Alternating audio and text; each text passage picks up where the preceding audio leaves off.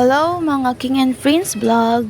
So ito na nga, papunta kami neto sa school kasi dadaan kami ng mall after kong magsundo. And then nakasakay na nga kami neto sa tricycle. Tapos ayan yung bunso natin. Ito si Zion at ito si Kuya Wisten.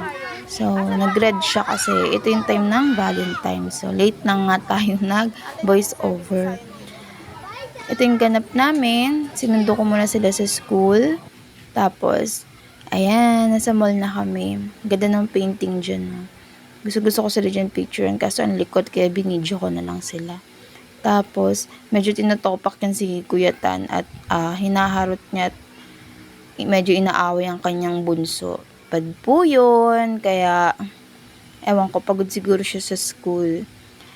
Tapos, nag-order lang kami dyan ng pizza kasi yun ang favorite nila. For the merienda na kami dyan.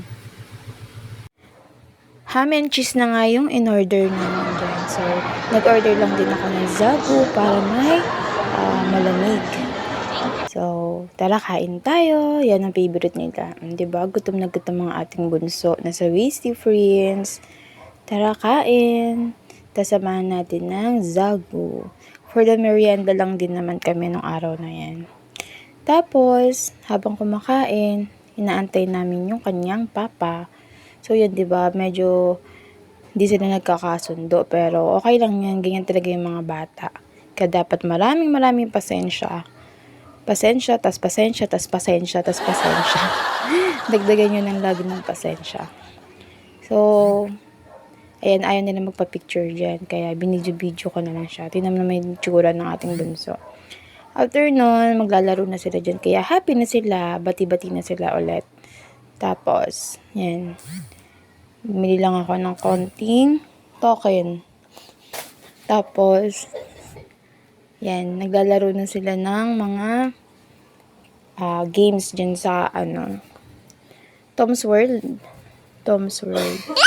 Kung hindi kasi Quantum, Tom's World. So, ang gulo ata ng camera ko dito. Ang gulo nga. O, yan na nga. Na sila, nagbola-bola na sila dyan. Parang ikaw binubola-bola. Charot. Yan, may nakita akong vlog. Gusto ko siyang, gayahin. Hindi as in gayahin. Voice over ng bata. Kaya, ewan ko na kung kaya ng kuya natin na mag-voice over. Kaya soon, ipapatry ko siya mag-voice over. Happy Valentine's everyone. Thank you for watching.